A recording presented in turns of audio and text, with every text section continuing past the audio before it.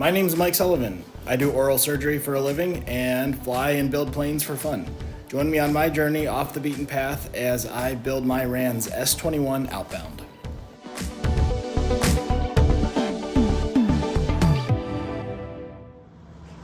Howdy, partner. How you been? Good. Thank you so much for coming. Oh yeah. You have been working. Yeah, I don't want to. I want you to come see it before I get too much further, you know? Yeah. Cool. West garage closed.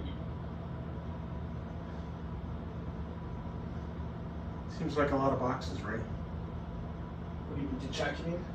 Like checking boxes? No, I mean, when you sit here and look at all of the pieces, Oh, yeah. you're like, what did I really get into? Sure. Way more overwhelming with an RV10.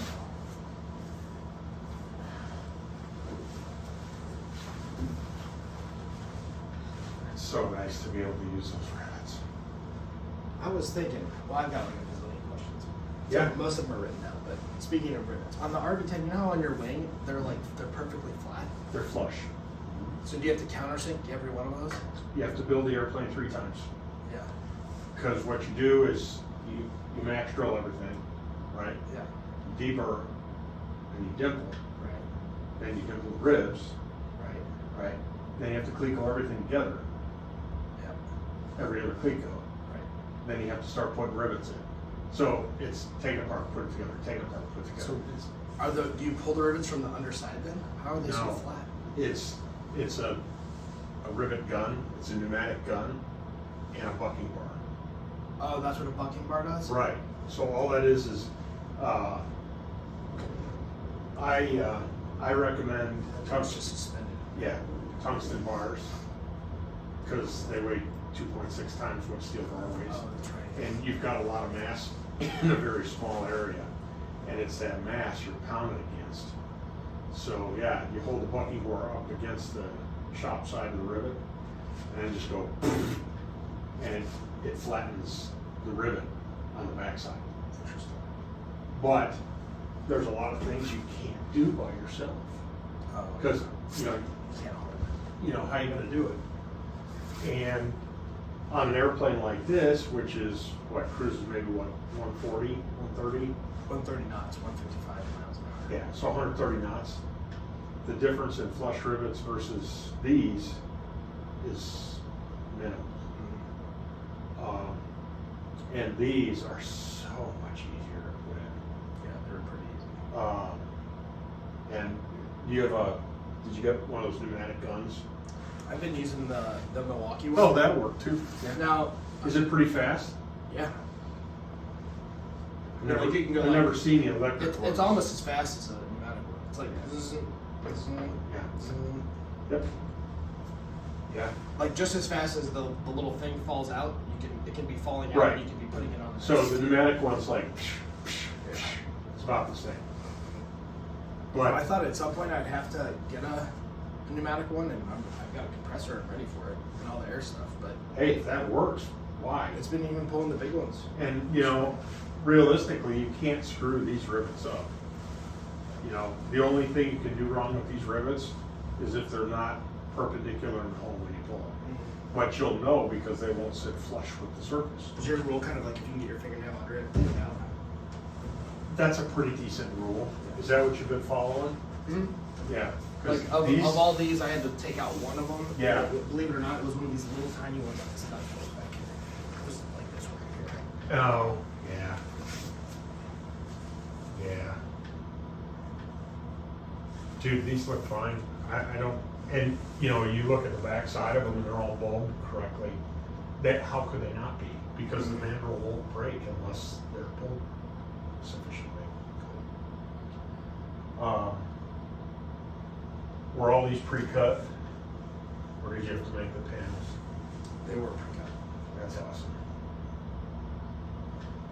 And on this setup here, pre-cut and all the holes are drilled. I didn't have to do this. Although that sometimes this video does get a little bit quiet at times, I still thought sharing it would be very helpful, and you can learn what I learned during my technical counselor visit with my advisor there.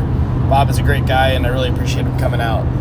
The other thing is, if you are learning from this and you appreciate it, if you could subscribe to the channel so that it helps the algorithms help get that out there and share it with other people, that would be great. And of course, a thumbs up would be appreciated too. It's good just knowing what you guys are thinking, and if you have anything to share, please add it in the comments.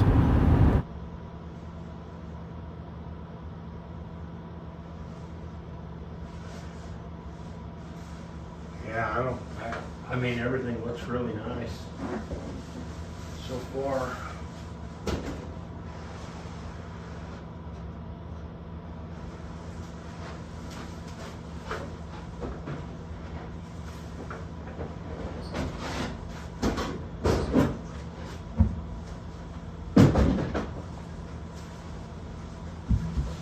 Now, have you been deburring? Oh yeah. They with this drill for sure. Well, I'm saying like on bulkheads and stuff, like these doublers back here. Well, the holes were all pre-drilled, and there weren't really burrs on them. Yeah. Here's what this is just, anything I say is for your information. Thanks. Okay. So if you want to look at this here, this is a good example. Oh, that thing's on. Yeah, it's I can turn it off. But it's still hot. just gently run your finger over that edge. Oh, you mean that edge? I didn't. Yeah. Get to that. So do you have one of those, the deburring tool with this little head? Mhm. So what you do is just come in here with that, and all you got to do is run it around there. Oh, okay. You don't have to take it apart. In fact, you know, it takes 2 seconds to run it around there. Yeah. All you want to do is break that edge, That's a good idea. because anywhere you have a sharp edge This one? is a stress riser. Even if Okay. it doesn't touch another piece of Yep. metal. It's a stress riser. So what you would do is just come in here, and sometimes they've got you just now feel that right there. That's all you need. Literally, that's all you need. All right, cool. Just, anywhere that could cut you, you should break the edge. And it's not for that, it's just, you're eliminating all of that, if you want to look at it this way, if you've got a square corner, okay, this is a doubler, right? But it's gonna be in tension and compression, okay? So when that metal is trying to move, it's gonna bend like this, right? And that edge is gonna be the bend, right? So all of the stresses concentrate at the sharpest point. If you break the corner, then you reduce by a lot that bending, the stress concentration in the corner.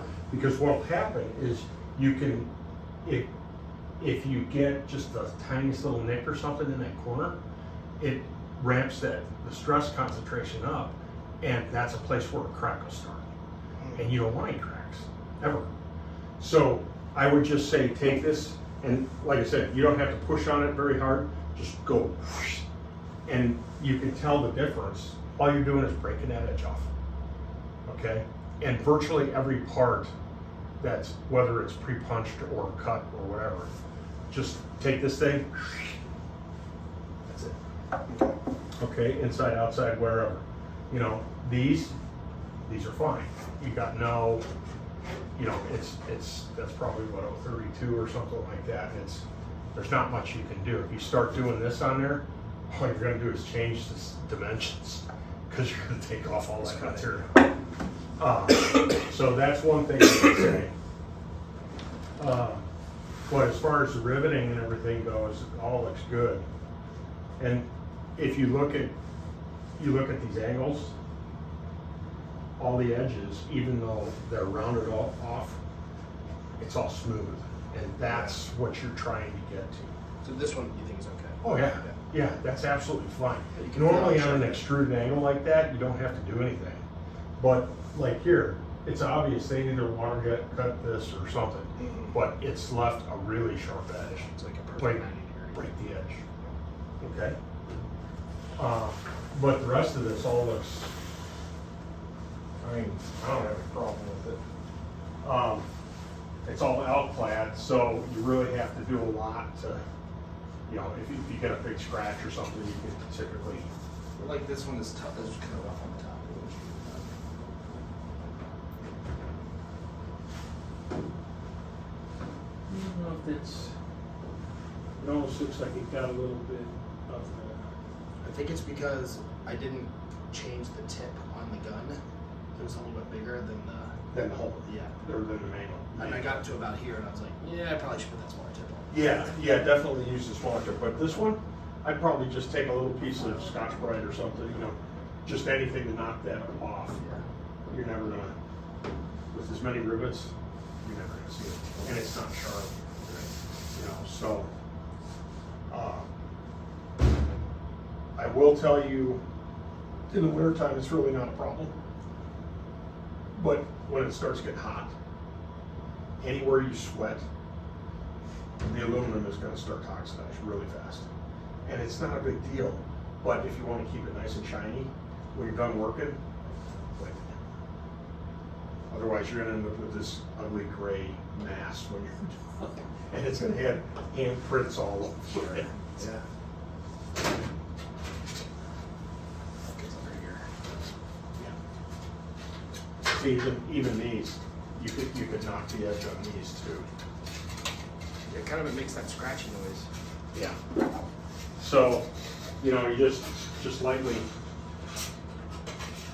That's all it takes. You know, you want to make sure you get both edges.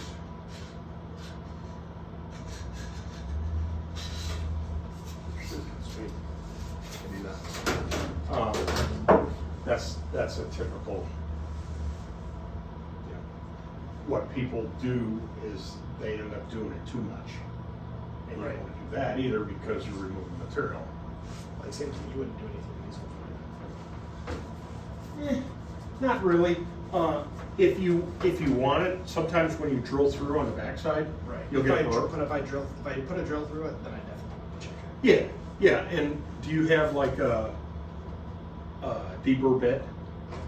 I don't have one because of the drill. The other, I've got that thing. I've got this thing. That'll work.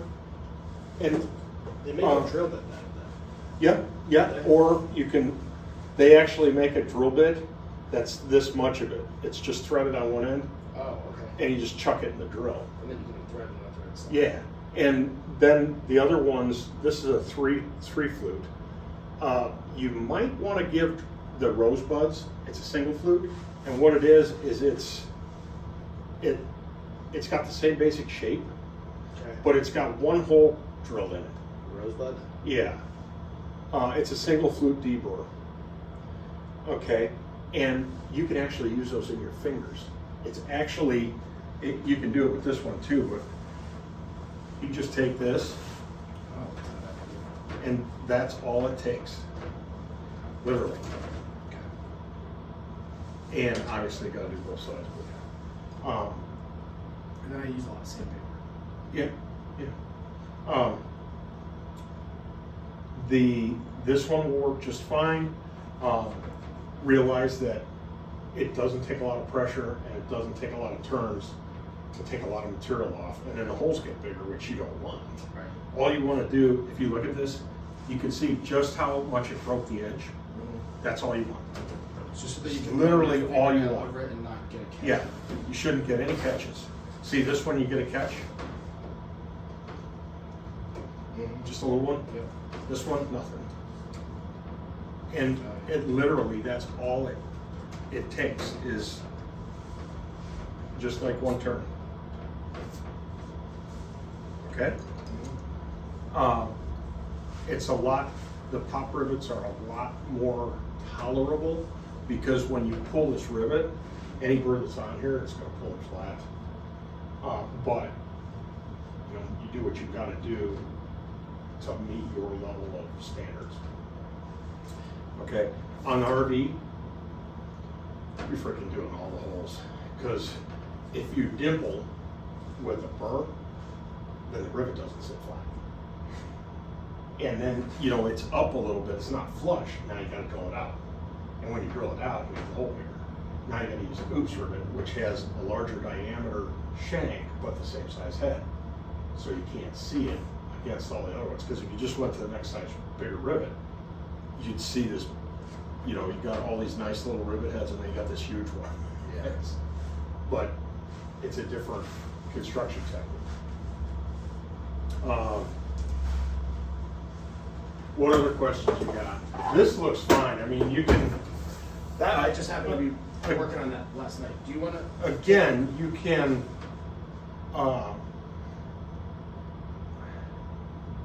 Let me just leave you with. Perfection is the enemy of completion. Right. So set the bar high, but realize you're never going to build a perfect airplane. It's not going to happen. That's good advice. Okay. So, yeah, what were you going to ask then? Do you want to look at the wings? Yeah. Do you want to? How do you want to? Do you want to put it up on the table? Do you want me to move this crate out? Actually, right. If you could move the crate a little bit, I'll take a look at the wings. It is just lean it up. The wing surface is, I mean,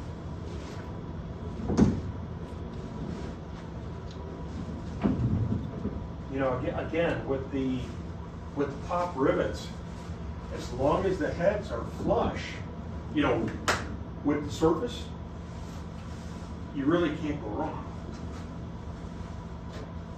Can you see the leading edge?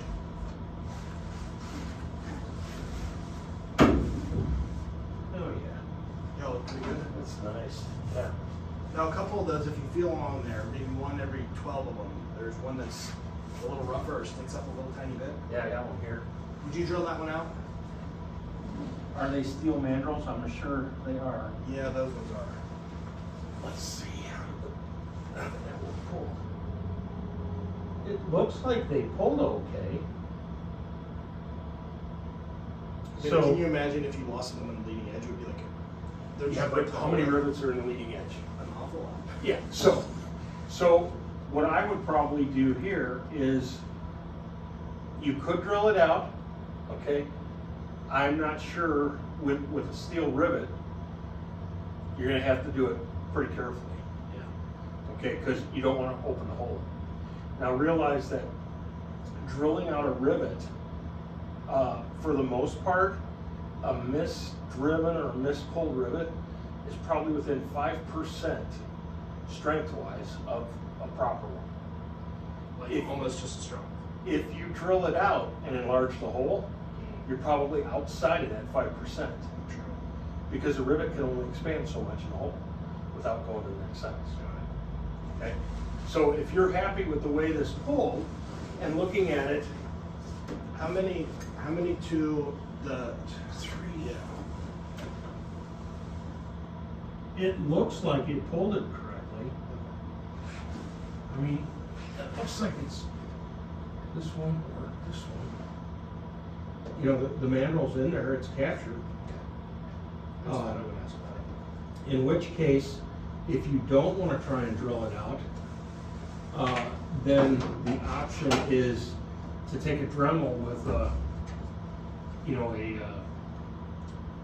wheel on it and just dress the mandrel. Don't take any material off the rivet head, obviously, but just dress. They have a you can actually use a wheel, Like a sandpaper wheel. right, to make it flush, and then if you want to go in a little bit, they make a pointed burr, you know, like a triangle shaped burr, and you can just drop that down so it's below the surface. But that's up to you. It looks to me like a rivet. All those rivets look like they've been pulled. Like this one versus this one's okay. Yeah, I don't really see. So it's further in there on that one? Yeah, these are captured, and why you want these to be captured inside the rivet, because if that mandrel comes out, that's where the strength for the rivet comes from. The mandrel comes out, you just got a small tube. So if that makes you nervous, drill it out and run another one. So this one's better than this one. Yeah, the mandrel here is captured, and you know it's gonna. It doesn't. I think it's okay. Yeah. I think And you can see the difference on all of these. You know, and it's just how the mandrel, how far it pulled before it broke. Now these are done. Which ones are you looking at? Because it didn't kick the whole. Oh, yeah.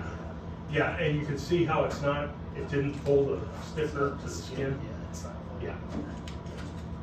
So, those are different. Yep. And that's These good. haven't actually been done yet because you know, Right. remove that side tank. Right.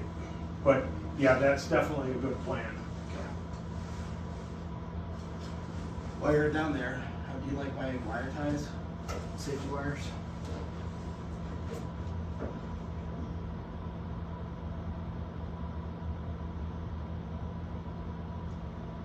What I'm going to tell you is that would probably work. However, safety wiring a bolt is kind of a art.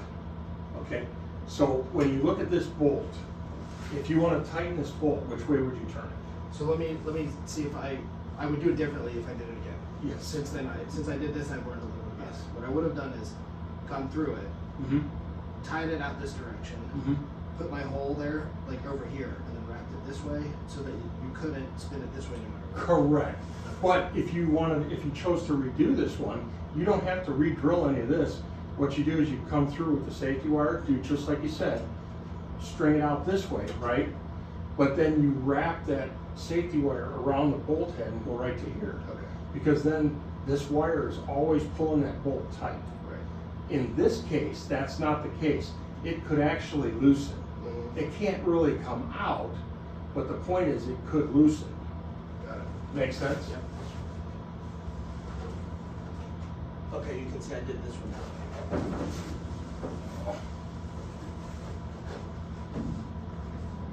Yeah, exactly. Okay. Yeah, that's the whole point of the safety wire is just you always want to be pulling on the bolt to make it tighter. And that way it can never loosen.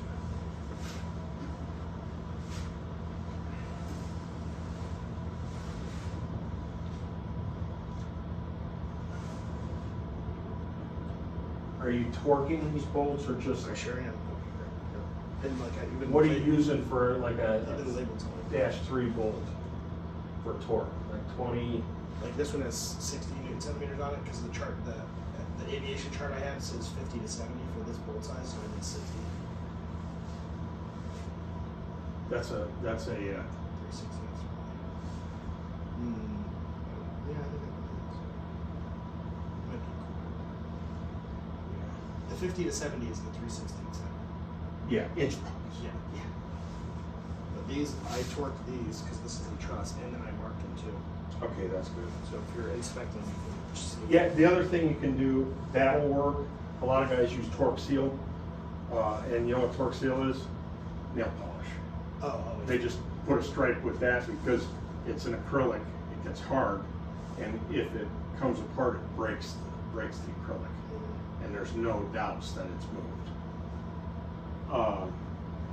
like bright orange nail polish. Well, that's what the torque seal is, bright orange. You just look at it. The only problem with torque seal is it only really tells you that it was put on.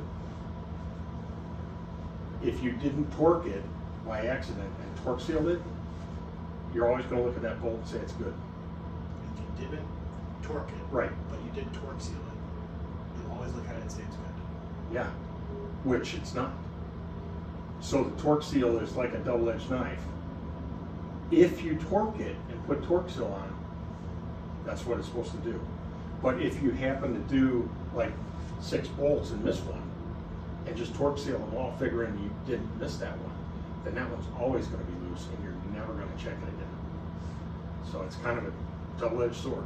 So never put torque seal on something that you haven't torqued. Yeah, if you do, you're never going to come back to it.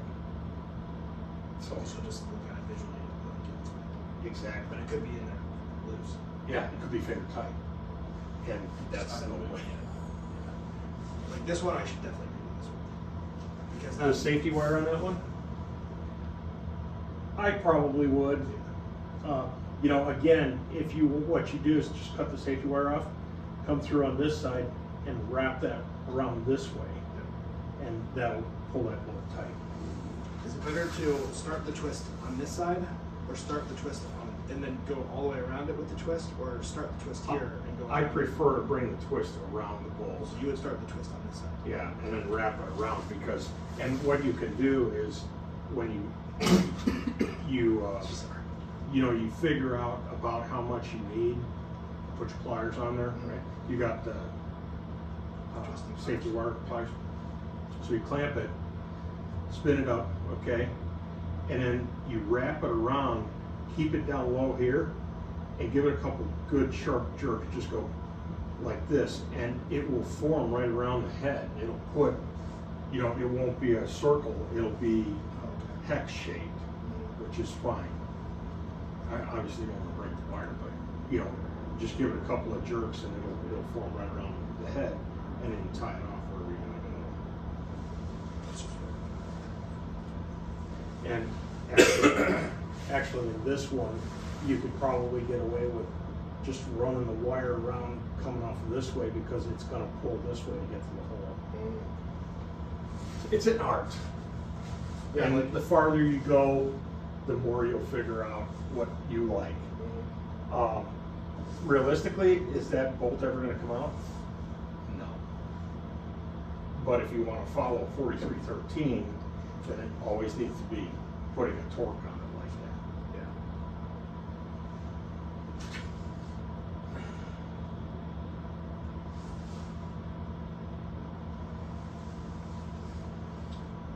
I have to say, his parts are pretty nice. It's going together pretty smoothly, I have to say. Faster than I thought it would. Yeah. Here again. Soften up. Yep. The other nice thing about that is if you soften those edges, when you paint, the paint will stick. Whereas if it's a 90-degree corner, it'll stick for a little while, but then it's going to chip. Yeah. There's just nothing to grab to.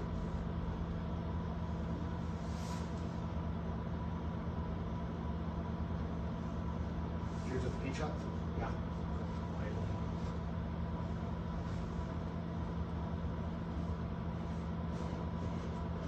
Yeah, I'm really hoping the RB15 uses pop rivets because I might have to go with them. I think it's pretty simple. Yeah, it is. I saw it. I sat in it, which was a mistake. Hey, that's what happened with this thing.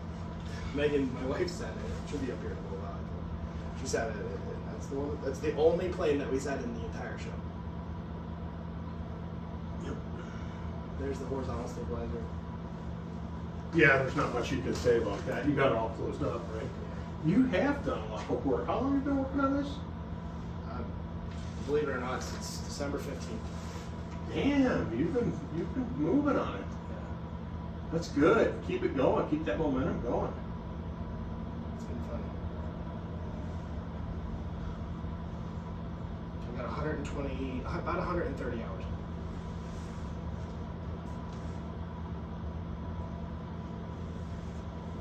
You didn't have to bend any of the leading edges, right? They kept pretty Not good. on that. On the rudder, which Yeah, is hanging over there, yes. Those are not But it turned out perfect. It's kind of stressful doing it. Yeah. fun. You want to? Can we just check?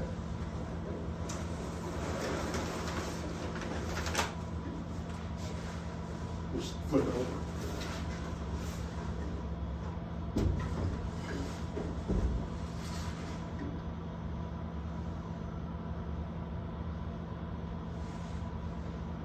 So what's your plan? You gonna take it and do stole stuff with it, or just a fun airplane to fly around across country? I think we'll probably do more cross-country flying. Yeah. Hardcore stole stuff.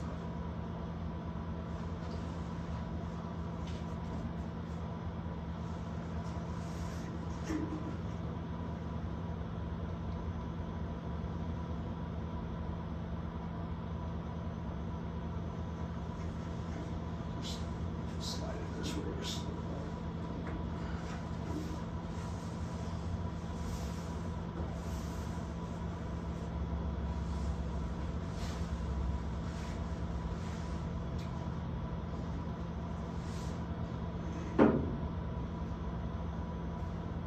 It's looking good, man. Thanks. Attention to details. Yeah, that's all it takes, really. All it takes here to flip it up.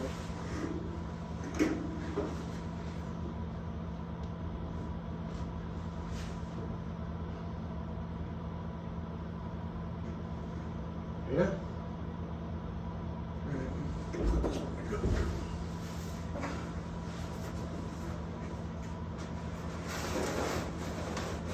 Good? Yep.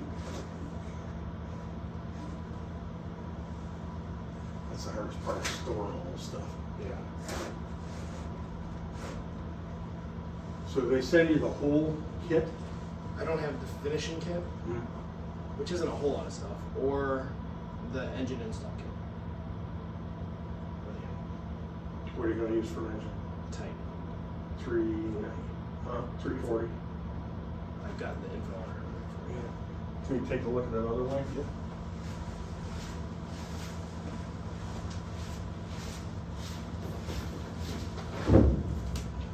I honestly didn't think you were this far along.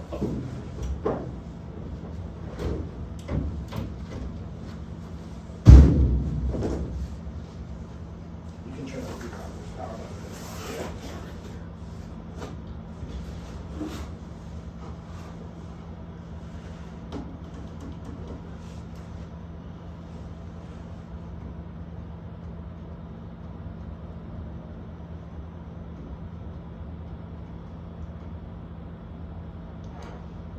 You also find you're going to be your own worst critic. Mm-hmm. So if you're marking rivets that you don't like, I'm happy about that. We tip it up.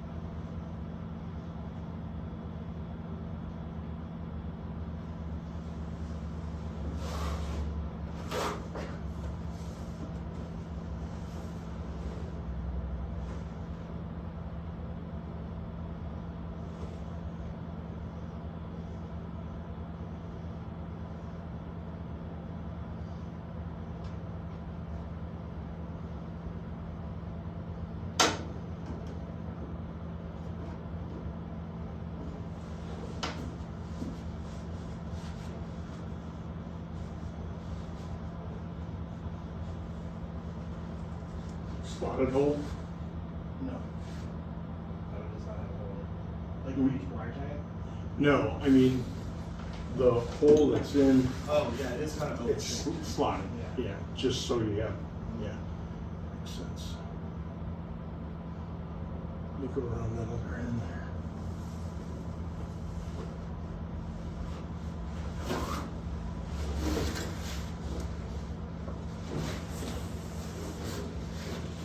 You got it? Yep.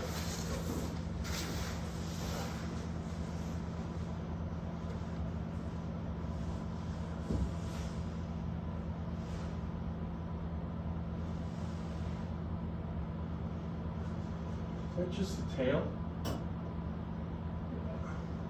When you make your tails here,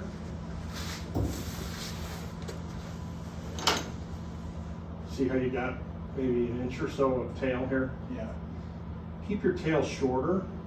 because what will happen is this will start vibrating, Oh sure. and it'll take the powder coat off the steel, and then it starts to rust and all that crap. But make your tail shorter, and then what a lot of guys will do, and it's just best practice, is they'll take your pliers, right? Grab about 3/16 and give it a twist. So this is a loop at the end instead of a sharp. I'm surprised they didn't do that. Yeah, just like that. So, you know, you could obviously shorten that tail up if you. Yes.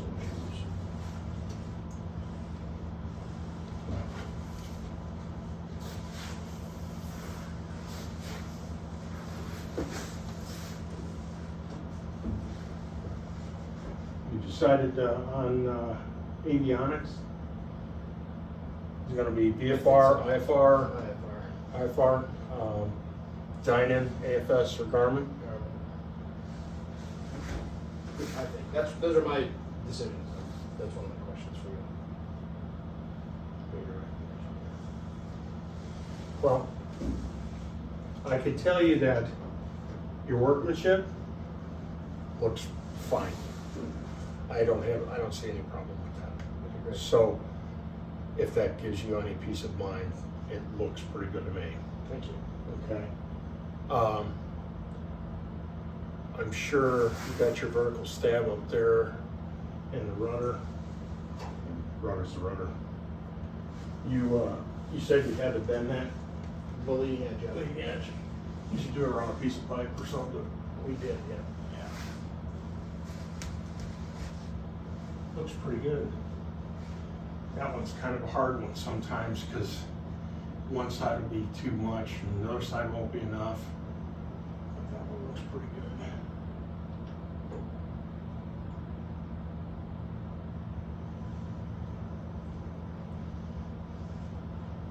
Is that what you did first? I think I did the rudder first. Good job. Thanks. Yeah, I'm pretty sure I did the rudder, the vertical stabilizer, the horizontal stabilizer.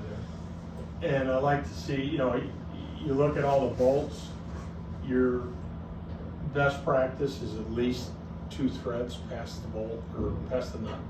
And you've got more than enough on just about everything. So if you come across one that looks a little shy, start looking. You know, did I put the right bolt in there? Or if it needs to be a little longer. Sometimes the bolts they call out may be on the line. Use your best judgment. You're always better have a couple of threads showing than not. Right.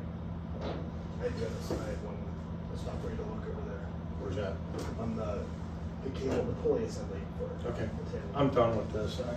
You're, like I said, I think your workmanship is nice. Thanks.